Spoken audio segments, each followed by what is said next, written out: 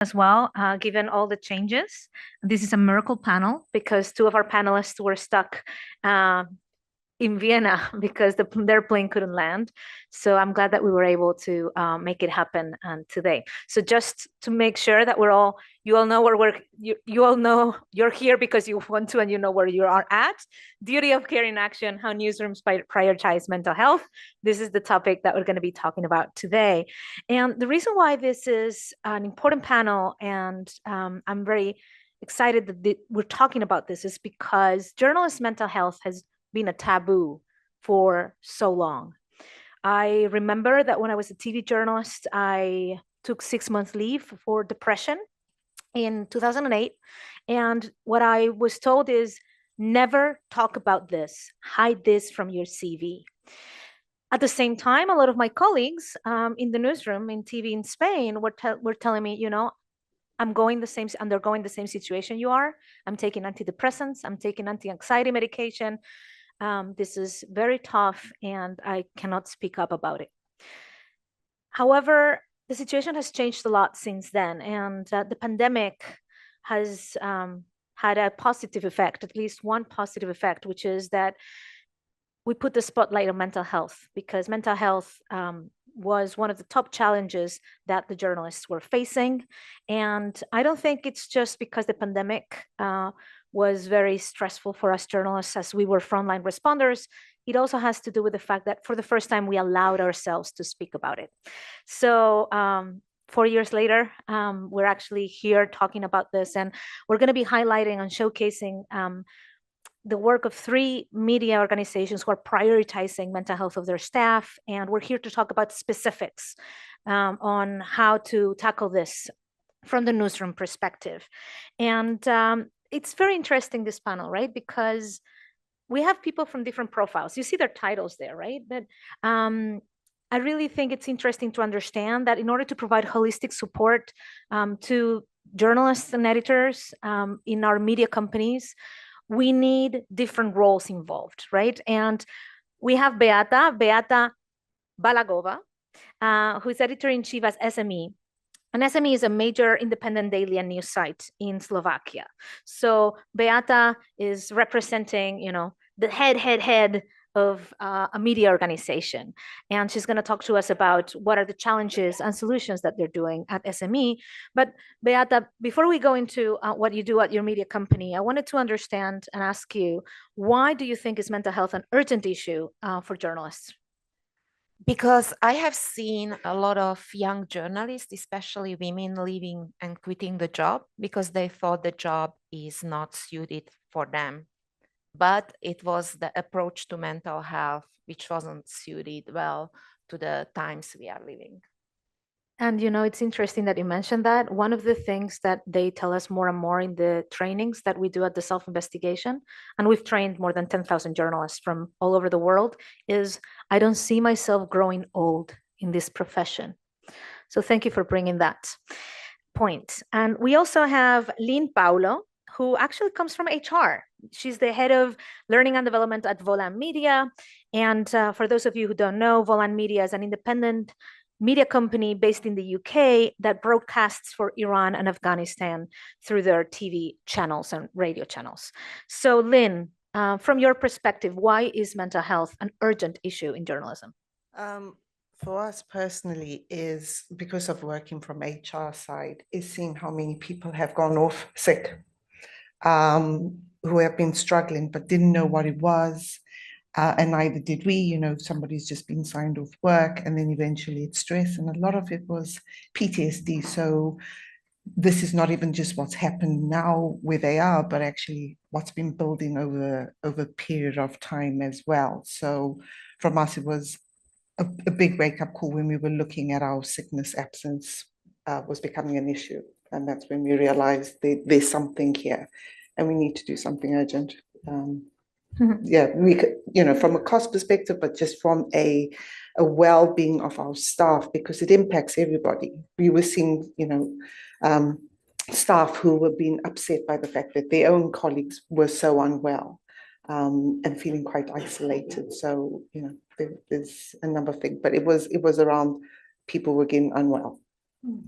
Thank you. Thank you for sharing. We also have with us Jean-Marc Mojon, and Jean-Marc works at Agence France Presse, and his title is Global News Safety Manager. But that's a big title that unpacks many parts that he coordinates. He's working on physical, mental, and cybersecurity strategies worldwide.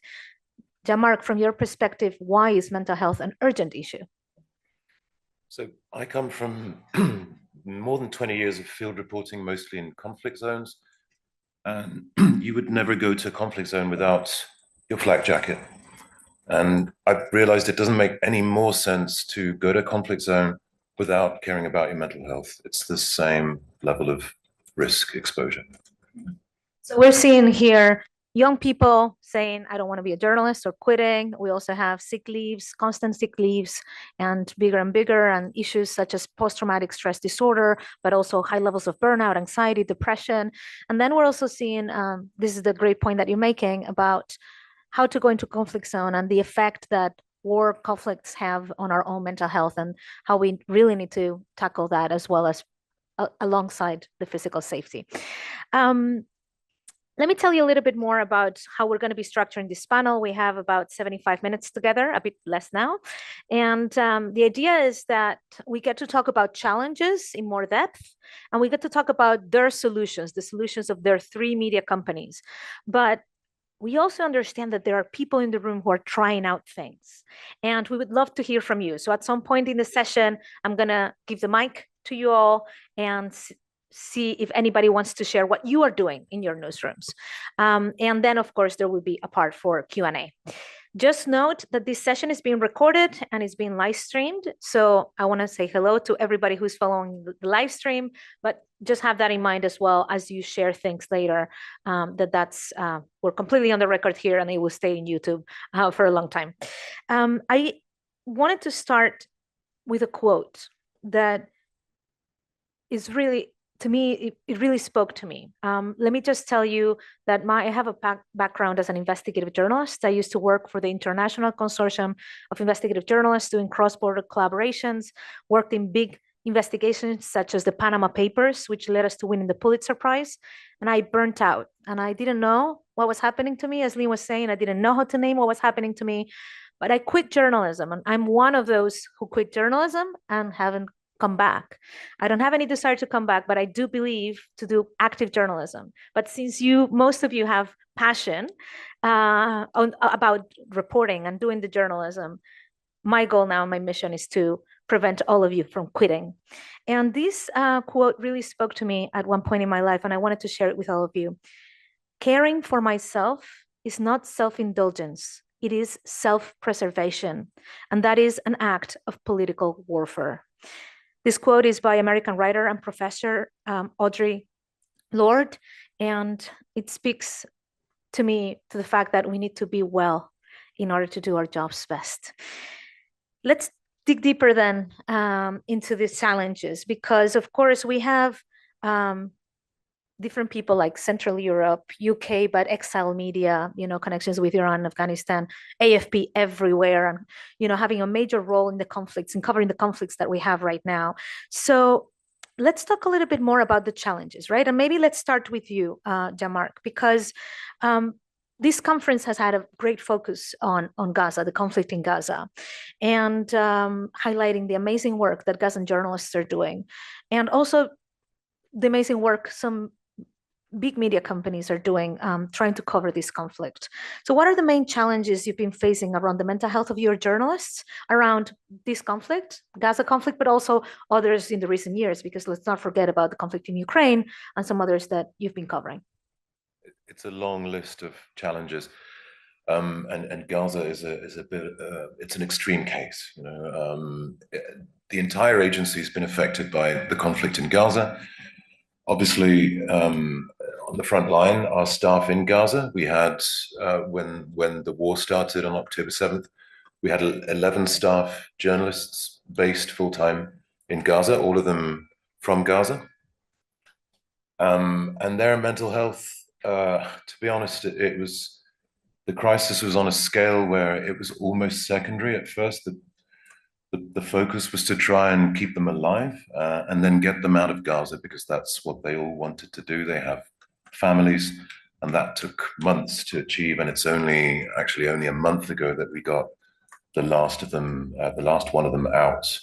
And it's only now really that we are starting to structure our response in terms of mental health. And that is, of course, a huge challenge. Whatever existing systems we had in place at AFP are probably not adequate to deal with what our Gazan staff have been experiencing in Gaza in recent months. So we have to think of something new. So that's already a challenge. I think usually what you find with people who've been through that level of stress, that intense a conflict in their home country, they tend to see the world in two categories: the people who were there with them and the people who weren't. And any mental health response and support program, I think, would have to come from Palestinian practitioners and people who can actually understand what they've been through, because no matter how many hours you spend working on that story from elsewhere, you can't really understand if you weren't there.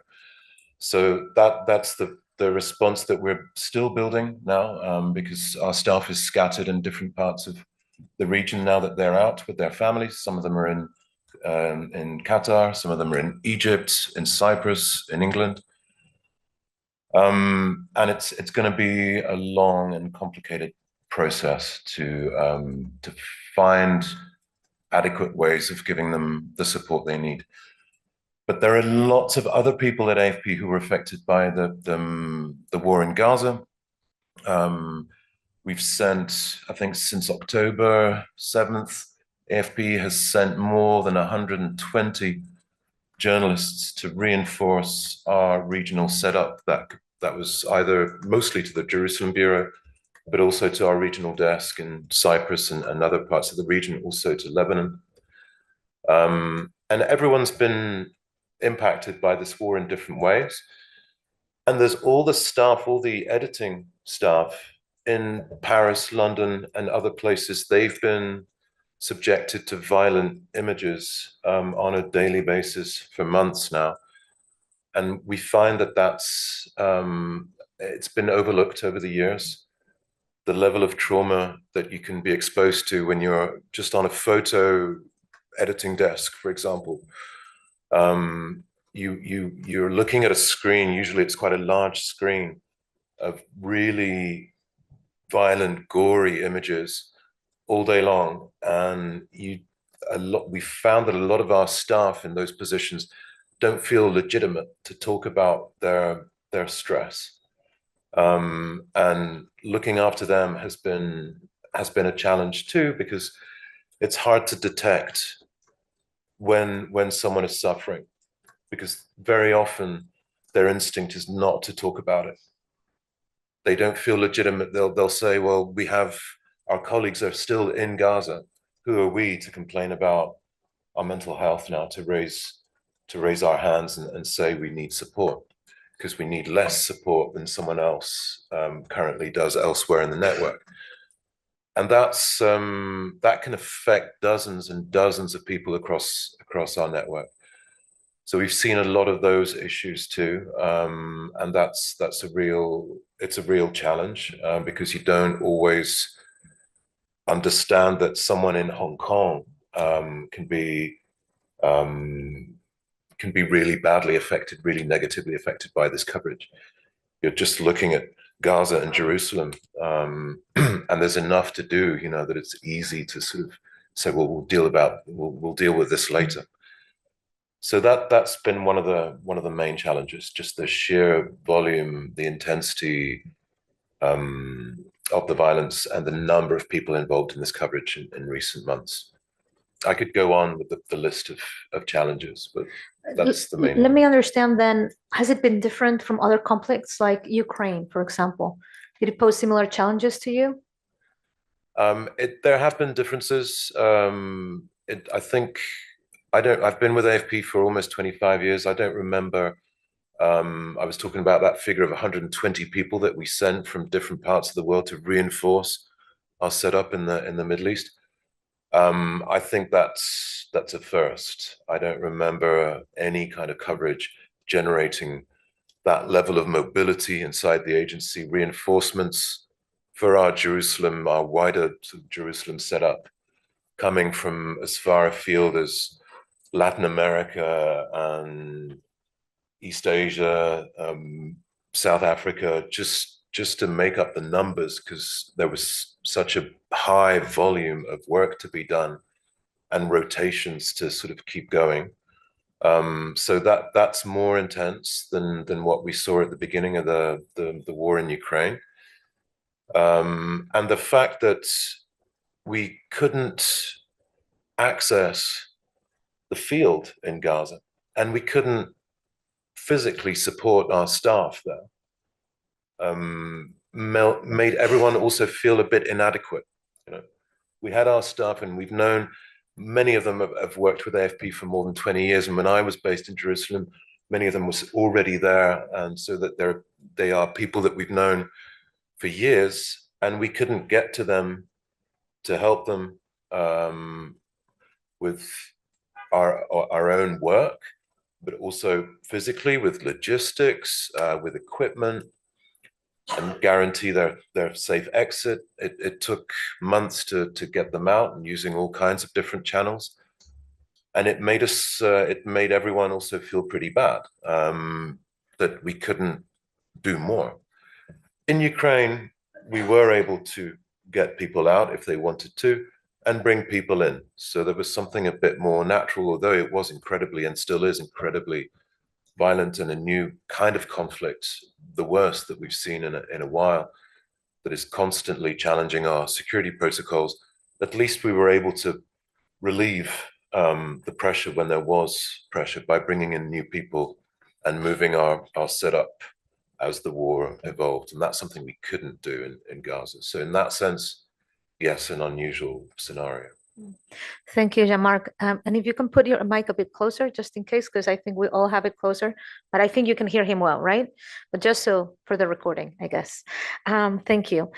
Lynn, you represent a media company that does media in exile, and that brings additional challenges. In addition, Volant Media has been receiving physical threats, both to some of your journalists in the UK and to your London headquarters. This has been publicly reported in the news. So how are you addressing mental health support in these situations? It's the thing is, we had started to look into mental health, which was the great thing before things really got bad. So we've always known that Volant Media is considered an enemy of the state, right? Because of the news that we broadcast, and our journalists have always been under threat, to the point of their families. So they're exiled, they can't go back, to their families that get detained, trying to put pressure on them. So we already knew there was an issue, and we're starting to address it, as well as I mentioned, increased sickness, or people being signed off for stress. That was a word that was coming through in the end on these sickness notes, and we had to look into it. And we approached yourselves, the self-investigation, because we thought we really need to start looking at it. And then all of a sudden, the threat escalated overnight, to the point of we had to shut down our broadcasting out of the UK, which is our head office, because we were told by the government we have to. That's how high the threat actually was. They put in protocols for us initially for a month, and I think from when the self-investigation first came and spoke to us to actually running the first circle of care, just to get people to talk about it, just overnight. And so the challenge, we found ourselves having to evolve very quickly. So we brought in a program, and then we had to send people home. And that was devastating to them, because in a similar way as Jean-Marc has said, this is also their home country. So not being able to do a job where they have this is not just about a job and a journalist and wanting to report, but you're talking about your home country and your family and how they've been affected. And now you've been told you can't do any work. And we weren't set up for people to work from home. The newsroom is the newsroom, you come in, it's a physical job. Because you're at TV, We're mostly. TV, yes, and evolving now. Social media is now one of our bigger ones, and so we brought you guys in. We've run programs, well-being programs, and we're still at the tip because the threat. We moved offices, and our security setup is incredible in terms of. But I think in some ways that's triggering for some people because it's a reminder of what they've left behind. For our non-Iranian or Afghan colleagues, that's triggering because in the UK, that's not a setup we are used to being in. So, it goes across from our journalists, even across our non-journalists because of that threat. Just over a month ago, we had one of our journalists who was stabbed in London in a pretty wealthy suburb in the UK as well. And we can't say who did it, but that sent an additional threat and worry to people. So we are having to evolve in terms of how we the things that we put into place to deal with that on a constant thing. So yeah. Thank you for sharing. And it's worrisome, right, to see that you're not safe even in the UK, right? And I think that has caused a lot of stress to your staff as well, as you were mentioning. Beata, you work in Central Europe, which is an area that is becoming increasingly difficult for journalists to do their work, even for prime ministers to do their work, right? And not just because of the physical safety aspects, but also because of the rise in online violence and hate, and especially towards women. And when we were preparing this panel, you really wanted to highlight this point because you've been seeing many women journalists wanting to quit or quitting because of that. So can you tell us more about what's happening on that note? Yes. When first time we discussed this panel, I was about to speak about hate campaigns directed at female journalists. And these campaigns, we understood, were even financed by Russian disinformation sources. One of these campaigns resulted in one of the best television reporters, Zuzana Kovačić-Hanzelová, deciding to take a break because even one state politician was involved spreading lies about her that she had abortions, and they were threatening to release a fake video about showing her in a garage being involved in some sexual acts, and that was really something which created so much fear. And I wanted to say how we were warning really the society that already that all the tension reminded the times before the murder of Jan Kuciak, my colleague, and it was in the air. And I wrote several stories when I explained that hate, once let out to the society, you cannot treat it like a war dog. It's not like you point at someone and the hate you pump into the society will attack only journalists. And then our prime minister was assassinated. He received 5 shots. He survived. He's still in the hospital. But suddenly the hate got different dimension because journalists were to be blamed. And several politicians, governmental politicians, some very openly, some between the lines, suggested that it is because the hate journalists were spreading and the criticism of prime minister that resulted in that violence. Now you can imagine that it's a collection of all kinds of challenges that emerged in the society. Firstly, like everybody started a self-reflection. And for journalists who were doing their work, because our prime minister was really indicated in corruption cases, he really started speaking to the most extreme parts of the society. His government started cooperating with disinformation sources, started pressuring free media, and that criticism was legitimate. But after the assassination trial, suddenly there was a pressure in a society that even journalists should apologize to Robert Fico because creating an atmosphere in which someone felt that it's okay to shoot him. The other aspect was that several people felt that now it's in their hand to be the justice, and that they can even, they are legitimate to attack journalists. Every day I receive an email which says, "You bitch killed Fico, the prime minister." Several of my colleagues are really started thinking if this wave of hate increases, like how safe we are.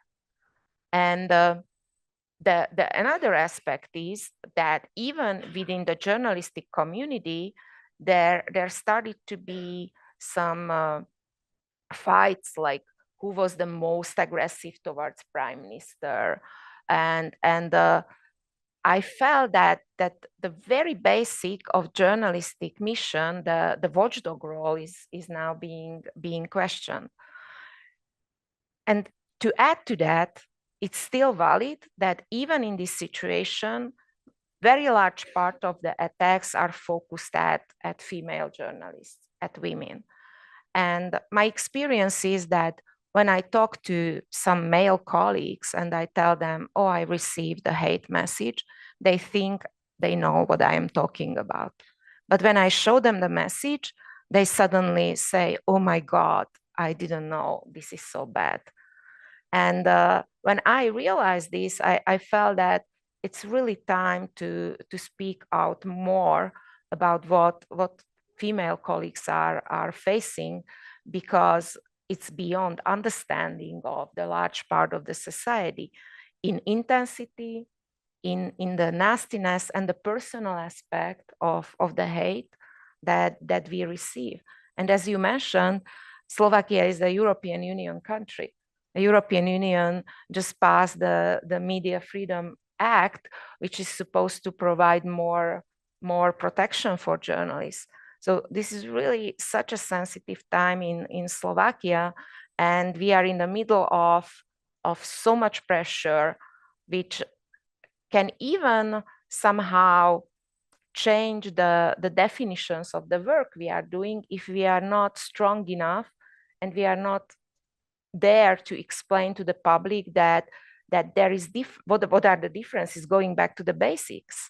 What are the differences between hate speech and critical journalism? What is the difference between me saying that the prime minister is oppressing free media and someone saying that journalists are dirty anti-Slovak prostitutes? And I am trying to navigate this very difficult situation within my newsroom as well. And I have a lot of conversations with several of my colleagues. And I just now recall that a couple of weeks before the murder, I had this conversation with my esteemed colleague, Matúš Kostolný from Deník N. And we were just saying that this will result in a tragedy, that mounting violence that we experience in our newsrooms. And when I thought about tragedy, I thought about something more intense than a couple colleagues deciding that this job is not for me. But we had not thought, nobody had thought that it's the prime minister.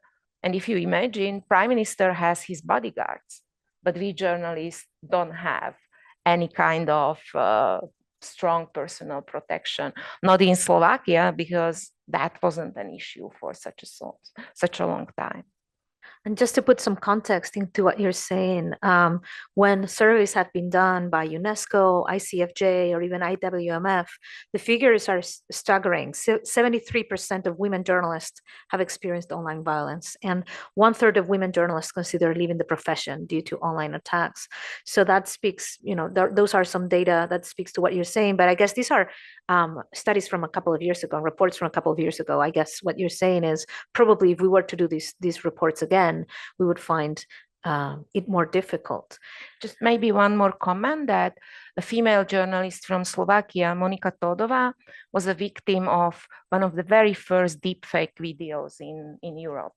And again, she was picked because her critical journalism, and also she's a member of the LGBTQ community. So you can imagine the type of hate she receives on a daily basis.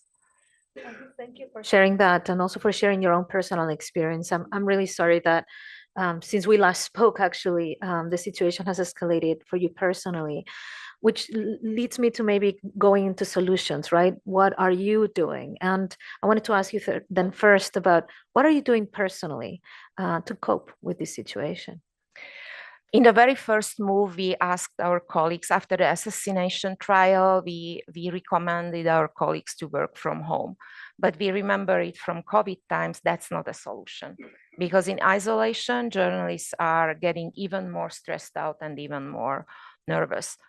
But even before the assassination, my first step was sharing really my own personal story.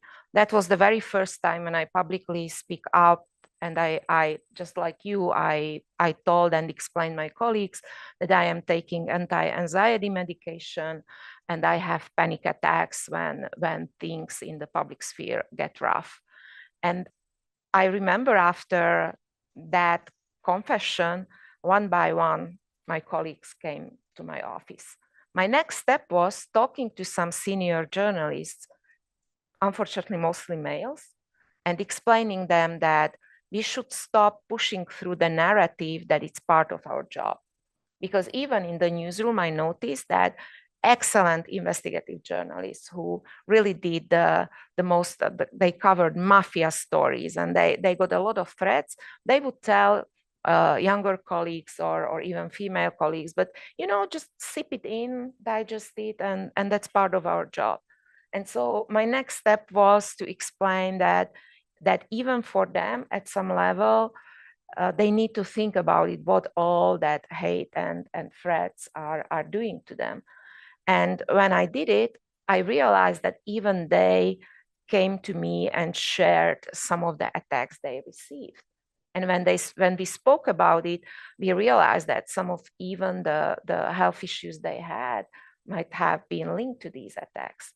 And just one example, that one of the most excellent regional journalists, because regional journalism is overlooked so often, the editor-in-chief, 47-year-old guy, went out for a run and he collapsed dead. And before that, he always complained, oh, I have so much pressure on my chest, but it's stress. And it was a question of 3 weeks if he got an appointment to a cardiologist, but he didn't make it. So it was a huge loss for regional journalism in Slovakia. At that time, he was covering the corruption of a regional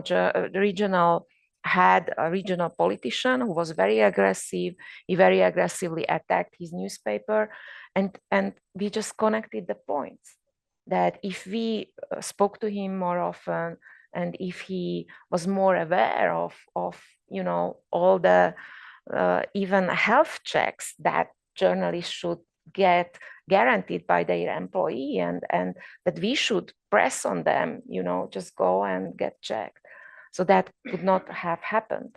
Then again, the next problem is that our rooms and our editorial room is in a big shared building when there are many other offices. So anybody who wants to get to the newsroom can do, because there is just one magnetic card separating the world from our newsroom. And I opened up the discussion that we should invest much more, even the physical safety of our newsroom.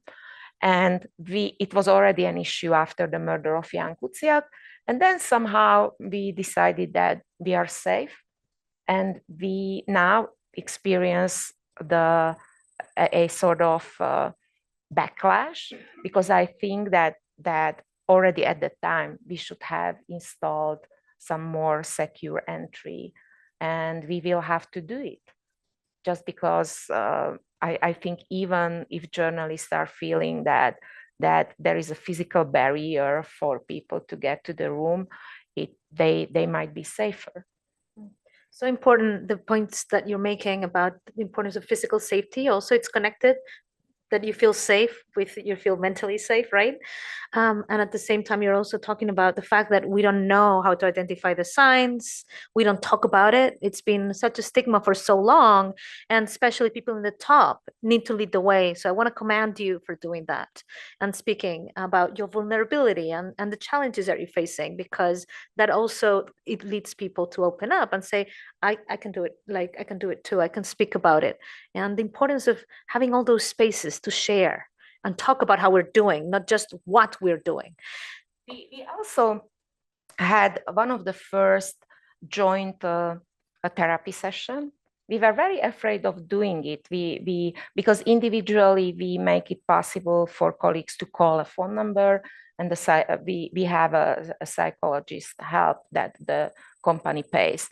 But we had this shared session, and suddenly when journalists from different departments, not only investigative journalists, but even a culture reporter, started sharing their experiences, suddenly there was a whole list of possible triggers that can make you unsafe, that can start a process of you changing your mind if you want to stay in that job. It was very, very useful thing. So important. And also so important. That's why we're here today talking about it as a way to normalize the conversation, and important to create those spaces. And you were referencing to them earlier, Lynn, about how at Volant Media, you actually started doing some, what we call that the self-investigation circles of care, right? Which is creating these safe spaces where you can talk about how you're feeling. And there's a power, as Beata was saying, of hearing other people and saying, he or she is undergoing the same things I'm going through. Oh, I'm not alone, right? Because you normally tend to think there's something wrong with me, right? I used to think like, why am I the only person in the Panama Papers team that burnt out? And like, why me? Oh, there must be something wrong with me. And the reality is others burnt out, but in silence, right? So tell us more about what you have been doing at Volant Media, specifically because I want to say something, which is, I think, I know very well the cases of AFP and Volant Media because we work with them. And I think I want to commend both of your organizations as well, because you provide great employee assistance programs, great support for therapy, or like hotlines to call, which is kind of like a given, or it should be a given in our media organizations, right? Beyond that, what have you done? So I just want to pick up on that point on the circle of care, because that's where we started. We had never done it, just brought people into the room. And it was surprising what came out of it, even us as an organization who knew, and then ran that, even further, because apart from just the security, there were cultural differences as well. And I think the first thing it did was there was an appreciation of each other. I was in a session where I was in tears because there was a journalist who I know very well, and when I heard the horrific treatment he had had, and how he had been tortured, and you just don't know what people are going through. And so in HR, apart from sickness, where there's constant complaints about somebody's behavior, it's also because they don't know, it bubbles up and it manifests in different ways, right? So from shortness in their tolerance to somebody. So it was starting to feel like a bit of them and us. So I just want to address that it helped from that cultural perspective as well when we were doing that. And we have all those programs where you said, we even have a Farsi counselor because we know that there's a language barrier as well. We are training mental health first aiders in the business. We're going to be bringing in an on-site counselor, and we have all that. We have an HR team who's supporting. We're talking about it more, running campaigns where we're trying to normalize that conversation around mental health, that people can be open, because as you said earlier, there is a stigma. And the culture in the newsroom, like, as Bertha was saying, male colleagues, it's almost like a badge of honor and you just suck it up. And if you can, that kind of thing, then that's what we just do. So you're trying to break down all that stereotype. And it sometimes feels like one step forward, because but whilst we telling people and we're supporting them, and we're trying to lead from the top. Our program was quite interesting in that for most programs, we lead from the top down because it has to be mirrored. With our one, as you know, we did it from the bottom up because what we wanted the people on the ground to really make senior management understand what was, what they feeling and what was going on. And you taking that step forward, but at the same time, and giving training, you also have to give them training on security and acid attacks and emergency first aid. And you're thinking, like we said again, we're based in London. These are not conversations that you tend to have. So, like I say, in one stage you're almost showing the benefits and you feel like it, and then all of a sudden you have to pull somebody into training and have counter-terrorism officers come in and do training with you. And then again, if you were feeling okay, it brings it right back to the front of how real that threat is, and the threat to their families as well. So there's that, as well as feeling helpless because we constantly, or we get that message that my family, and we ask them to share that with us, like my family's been detained, their assets have been frozen, they're trying to put pressure, and we do everything. They're feeling helpless. They're in a real catch-22 situation, especially our Iranian and our Afghanistan colleagues, to be in that. So it's like I said, it's constantly having to evolve.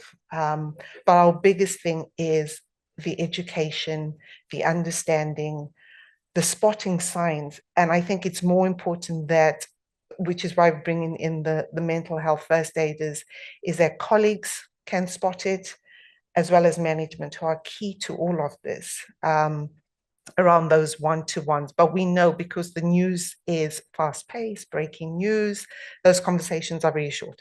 And it's normally what we find, and it's a constant uphill. It's not just about performance. Get to know your team a little personally, that you can spot it. So it's trying to get that, if the mental health first aiders, apart from them having several people, so constantly around them that they can turn to, is that maybe that others will spot it probably before you spot it yourself.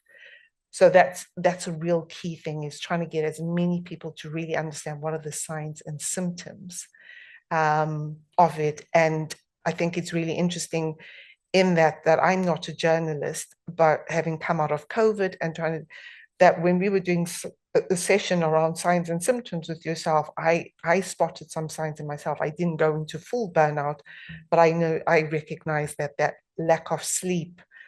And then you realize that I was working in a way that was probably putting pressure on my team because of how I was operating, that sending emails at all hours of the night. So our biggest thing is education. How do we, apart from have people trained to recognize symptoms, but trying to normalize and be talking about it through our different campaigns, that there's nothing wrong, and actually speaking up about having an issue, and it doesn't have to be the worst, just at the starting point, or how I might be feeling, or not even sure how I'm feeling, is not a weakness, but actually a strength to speak up, because it's always felt like you weak if you speak up, or if you're struggling, if you can't handle the stress like everybody else seems to be, which probably we know they're probably not all handling it.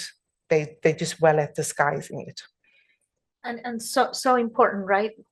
To understand that in order to create a cultural change, which is what we need, and we're changing beliefs, we're changing like a culture of how it's always been done, but maybe it's not how it's supposed to be done. It also requires new skills, right? Because I don't know about you. I know that probably you didn't learn about this at school, and the journalism school, and many of the people that I've been talking to have never learned about anything related to mental health awareness, right? And you're talking about something very interesting, which is the power of management, right? And how managers are key in the change. And I think that when we look at the World Health Organization recommendations on how to tackle mental health at work, that is one of the first things they recommend, right? Which is train the managers, not just the middle managers, but the top managers, right? And I'm glad that you're doing that. And at the same time, I'm going to put my journalist hat on, and critical hat is like, oh, but that costs money. I don't have money. I'm in a media organization with no money. Is this an issue of money, tackling mental health? So no. Well, yes, definitely. So yes and no. Yes, when you bring in specialized help, as we did with yourselves, because no one was equipped or trained in it. So there is that, but there are the simple wins, which was what we were trying to do anyway, in terms of just have a meeting, have those one-to-one sessions, actually have team meetings as well, because you're building that. I think people were very much working in isolation, and to some extent there's a competitiveness. So, the lack of sharing amongst each other. And those were kind of things that we were just tackling. So those are quite straightforward. The campaigns we're running in-house, and we get the staff to do it, and because you get more buy-in if people feel they're part of something, right? So actually there isn't a cost from the basic of basic, which is the key, which is management. There is no cost. Training them, yes, specifically. And I think one of the challenges around managers, I don't think it's that they don't want to do it. One, there's shortage of time. That's the big thing we hear is time. But also there's a fear, because people, they know it's such an important subject that when they have had their stuff, and what we realized that actually people were saying stuff, sometimes a little, around about, and then some saying it quite straightforward, I'm really stressed, I'm not coping. The managers didn't know how. There was a fear that they'll do it wrong. What do I say in this instance? And actually, I don't think you need training for that. You just needed to be empathetic, because what they were doing was almost avoiding that person. So less one-to-one time with that person, because they were feeling uncomfortable, because they felt they didn't feel equipped to be able to help them. Instead of feeding that up, and we give you the help and support you need, but actually just talking to somebody, and somebody sitting in front of you, and it might be a bit uncomfortable. We're quite uncomfortable with emotion as human beings. And so if somebody starts crying, I think, they weren't hand. So they were shying away from it, even when they knew it was happening, because they didn't know, and they didn't want to make it worse. So they were too scared to say the wrong thing, but not realizing just listening was going to help, just allowing people to offload in that moment. You can't change it necessarily, because some of the issues that were really stressing them is what's happening to their family at home. So not necessarily what's happening in the newsroom, but what's happening at home in Iran, and their family's been detained or whatever. So we can't do anything about that, but having somebody just to be heard and known that I'm not alone in this is what we are trying to make sure that they now understand. There's formal training on signs and symptoms, and the right way, and how to direct people, because we're not training them to be counselors or therapists. We want to train them how to know how to direct them in the right, this is the support we have. My door is always open. You can speak to me at any time. So I'll say no, there isn't a cost at the most basic level, and that's where it counts, is at the management level. Yeah, the power of listening. Yes. Like, we're trained as listeners in journalism, but how do we apply that to listen to our colleagues? How do you do that at AFP? What are the actions that you're taking? Well, on the cost issue first, I mean, it's that what you get for your money is worth it. I think, I don't know who, is it a Mark Twain quote or something? If you think education is expensive, try ignorance. So it's the same thing here. And I think you have the figures about, for every dollar spent on mental health, you get $6 cut from your losses from sick leave. So it's a good investment. Is that right? It's something like that. Okay. So there's no doubt that it's a good investment. And money hasn't at AFP really been the issue. It's the issue has been finding programs and trainings that are well suited to such a diverse population. There are more than 3,000 journalists at AFP, scattered over 160, 170 countries. So you have lots of different profiles, different ages, and that is a factor. The generational issue. I mean, I'm 47. I grew up in this job with a lot of my role models in conflict reporting in particular, whose approach to mental health was to finish the bottle of whiskey. And so now the new generation is quite different. They are very happy to talk about mental health issues in general, but all of these people still work together in the same company. So finding there is no one size fits all, and that's, I think, the hotline is great. It's an institutional response to the mental health issue. It should be there. It's available. But to give you an example, and that they won't mind me mentioning them, I was based in Iraq for 5 years, and talking about mental health to a middle-aged Iraqi man is not easy. How do you put that topic on the table? You can't just invite them to a group therapy session. You can't start an open conversation in the office, and any emails you send saying this resource is available will be ignored. So you have to find other ways. And so yeah, that's another factor to deal with. And then there's all the different types of jobs. And I mentioned that a little bit earlier. It was very interesting at AFP to see all the different cases. Last year, almost a year ago, just over a year ago, actually, my colleague Arman Soldin was killed in Ukraine. Arman was born in this city, actually, in 1991. And he was a very special character, loved by a lot of people. And he'd worked in lots of different bureaus already in the network, in the AFP network. He worked in Rome, in London. And the diversity of ways in which people in all parts of the world were affected, just suddenly revealed the scope of the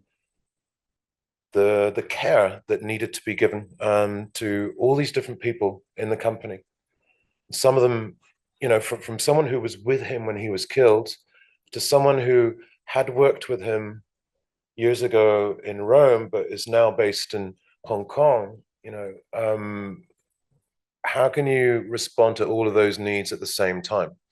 And not everyone needs to see or talk to a therapist.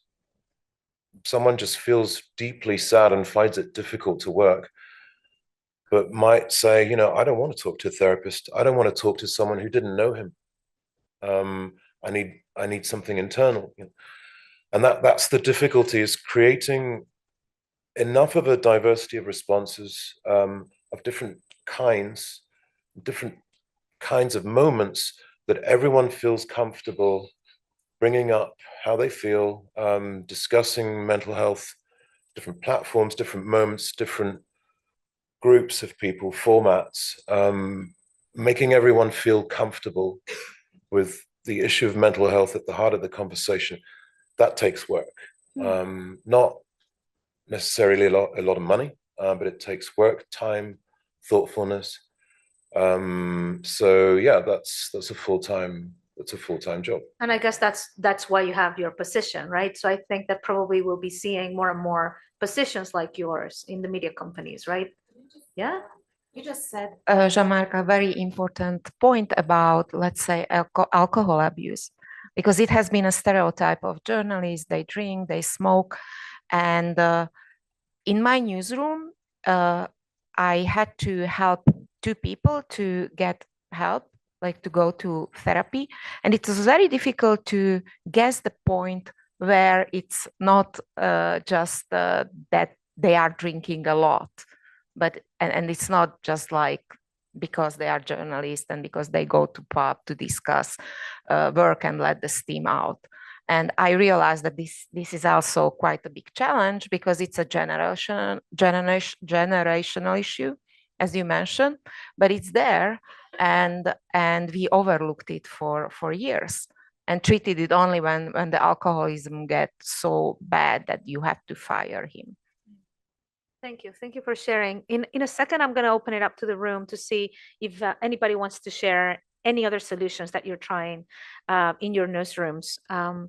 But before we do that, I wanted to also point out to the fact that on top of the type of work that we do and the emotional load of the content that we cover, there are more, I'm going to put in quotation marks, mundane tasks around today's workplace that create stress. And I think that, Jean-Marc, one of the things that you've been working on is on harmonizing your digital communications, because when you looked at what was causing stress to journalists, that was it, that we get messages from all these channels at any time. So could you speak a little bit more about that? We're actually training our staff now to try and better use all their communication devices and systems and applications, because it can be an unnecessary source of stress. So and there are new rules being drafted at AFP now on what to use and what not to use, and trying to streamline all the different apps that we're using. When there's a new one, making sure that it doesn't come on top of all the others, but that we find a way of making that new one replace the old ones. Otherwise, you need everything switched on all the time. So choosing a certain app for a certain type of communication or a certain channel and sticking to that one, and just letting people know that that's the case can make a difference. Scheduling emails, we talked about it yesterday a little bit, but that can make a big difference. Some people will feel obliged to reply to an email even if they receive it at 3 a.m. And not everyone's always sleeping at 3 a.m. because we have a round-the-clock operation, so there's probably someone in the email group who is awake and will feel that they have to reply. It's just a sign of respect in a way, being able to do that. So we train people now on what are the new guidelines to communicate internally and try to reduce stress levels a little bit. And we also give, in the same vein of technical training, we train our reporters, especially those who work on photo, video, editing desks, and the social media and fact checkers, how to deal with violent images. Certain things just seem to be very obvious, but you need to hear them sometimes, and you need to feel that you won't be the only one implementing those measures. There's a whole list, and all of these tips are available online, but it's good to actually show your staff how to handle that. It can involve reducing the size of the image. If you know that you have a batch of very violent images coming your way, or that's a likelihood, then reducing the size of the image before you're able to determine whether that's an image you're going to work with. Turning the sound off, because that's often one of the most distressing things in video actually comes from the audio. Switching off autoplay on your social media feeds. There are all kinds of little tips to try and reduce the intensity and the duration of your exposure to traumatic images. And those are very useful and generally very well received trainings by our staff. Thank you. So I wanted to open it up to the room to see if anybody wants to, before going into questions, which we'll get there, to see if anybody wants to share any other solutions or actions that you're taking in your newsrooms towards promoting a duty of care around mental health. And if so, just raise your hand because we have somebody helping with a mic. Here, in the second row. Oh.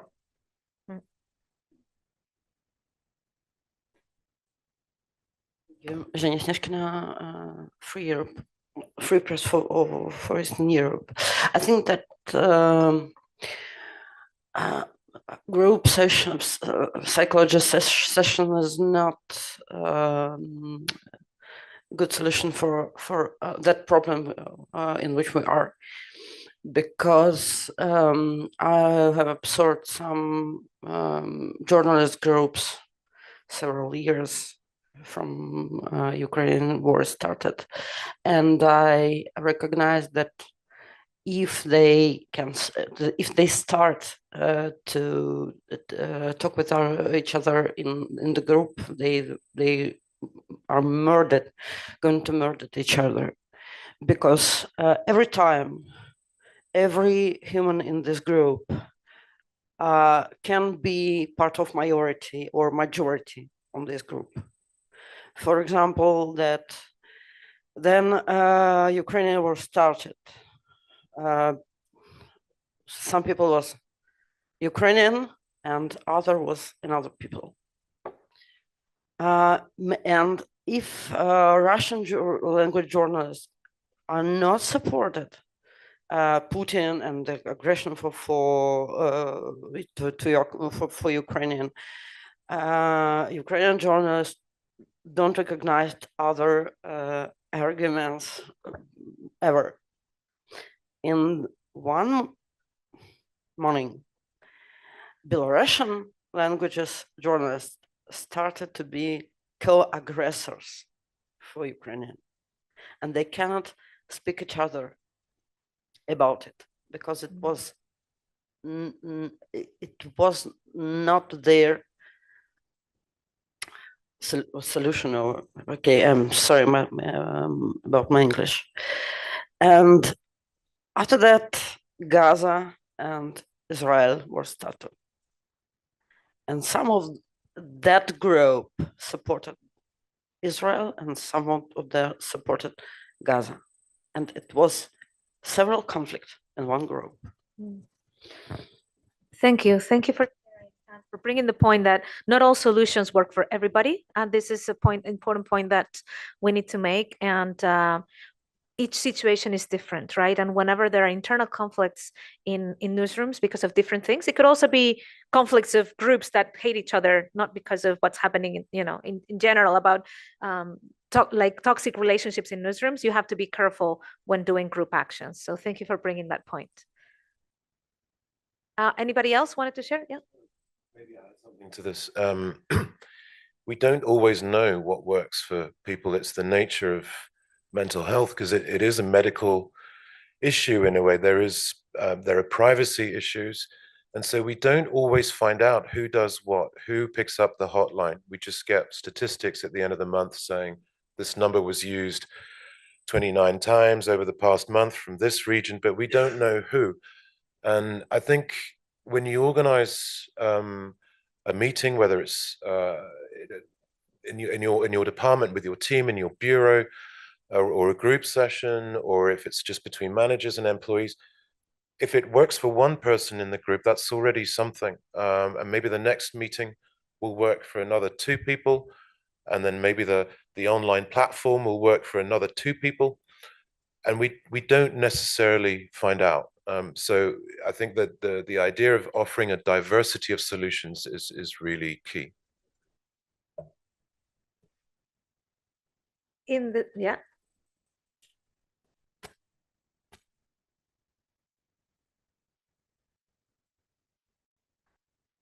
Thank you so much. If we're talking about solutions and what worked, I just wanted to share something that may sound too simple, but it actually what works. And I'm Katerina. I work in Ukraine with safety mostly, and I worked as a war correspondent for many years.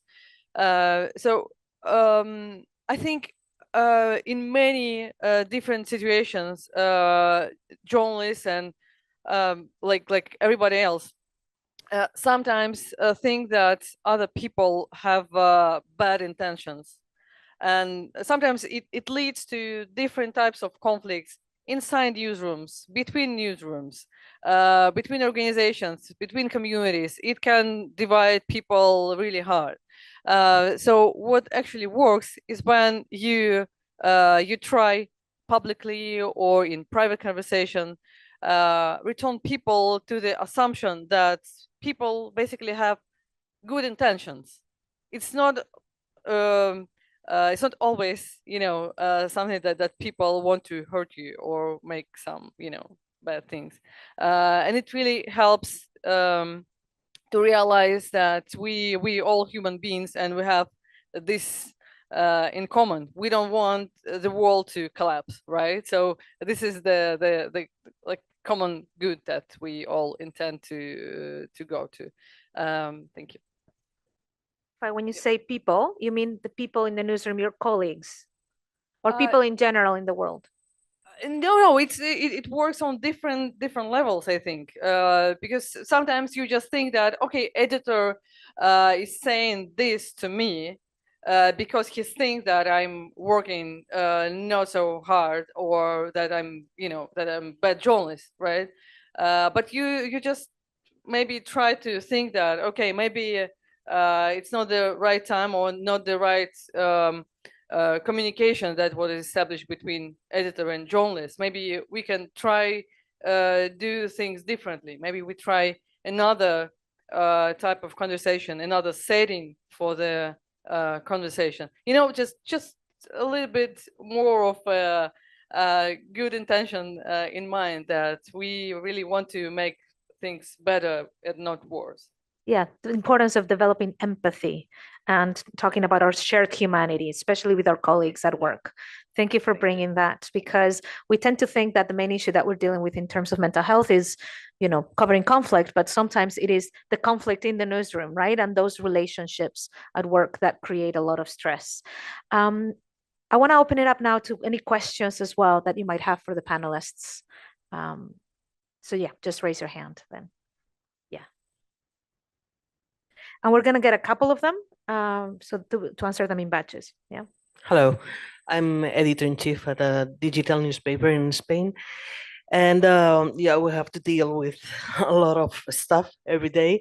And I had two questions. The first one is, how do we really know that is journalism what causes problems of mental health, and not the environment, everything that's happening? I have very young journalists that are dealing with mental health problems, and I'm not really sure that that problem comes from the journalism itself, but from the society which they are living, and well, they don't have great expectations in their lives and so on. So at which point should the media assume the responsibility of making all these people feeling better, which is obvious that we have to do it, but are we alone? I mean, are we the only ones that have to deal with this thing? And the other question is for Beata. And you have mentioned some cases of women journalists that have been tackled in your country, and this has happened in Spain also. And I would like to know what was the response of the society. I mean, if you found some support in society, because I think that would be helpful for this mental health. Thank you. Let's just get one more question, and for the sake of time, I would like to ask you to be brief in your answers. Yes, there, yeah. Hi. So a part of security and safety, I'm still in a board and executive director for Ukraine media called Zabron Media, and I would say this one of the biggest challenges in countries like Ukraine is to understand who suffers more. And I think this is more a question to AFP and maybe to your experiences, that when you have the war happening and when you have like a team of 40 plus people and all eyes on people who are actually go to the front line, who are exposed to the videos, photos, who work for this. But very often when you start to work with mental health issues, you understand that people who are most affected by this is just people who are not connected to this at all, being under stress all the time, but we don't know how do they go in for this. Maybe they're not as resilient as people who go into the front lines. So, and here's a question: how to figure out who's affected more, because you cannot actually gather anyone, and also like talking about group sessions, it doesn't actually work when someone's sitting next to the person who's working with the traumatizing videos or going to the front lines or interviewing people who've been victims. They think like, who am I to say that I'm actually exposed to trauma? I would rather be quiet. So what are your solutions for that? Well, if I can briefly on the first question that came up around, is it the industry or where is it not the industry?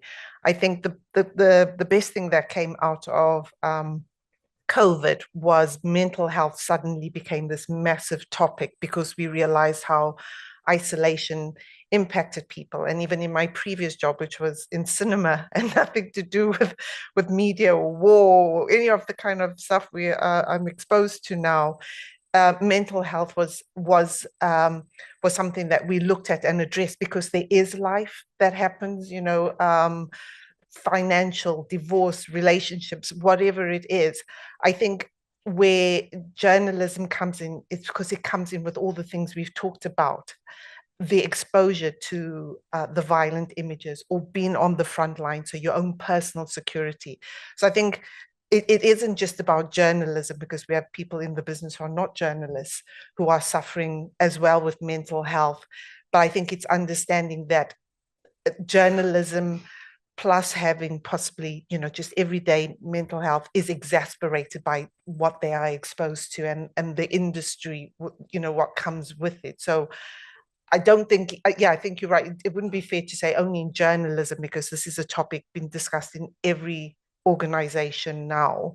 But I suppose it's been more conscious that you might have this and then you layer on the side that journalism brings as well. So it just makes it a bigger thing. And just to touch on the open sessions, I think you're right. There isn't one size fits all, as Jean-Marc said. But what we did notice from those open sessions was there was empathy and an awareness that wasn't there. So it might not have been right for me, but me just understanding you a little bit better, or understanding I might not have got it, like it didn't help me personally, but me being aware of somebody else helps somebody else. And I think there's something really useful. So one of the programs I'm running is how we can give back, because it's been proven that if you can give back, or in life has a real feel good feeling. And so I felt good knowing that I can't even relate to what people were saying, but being able to be more kind to somebody, or looking at them differently, I know has helped them, because people have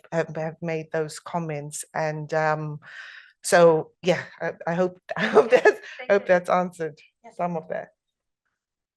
First, answering the question about the response, I publicly supported my colleague. I wrote several articles, and part of the hate was redirected to me. But most importantly, and that's part of what I would answer to what is the hope, that the president of Slovakia, Zuzana Čaputová, stood up and she publicly supported the journalist Zuzana Kovačič-Hanzelová. And she also openly spoke about the reasons why she not run for re-election. And she said that it was the amount of hate she received. So she acknowledged that how severely that impacted the life of her family and daughters. And it was a powerful message. And also she created a network of influential women, bankers. There was a head of an oncology department, writers. I was involved as well.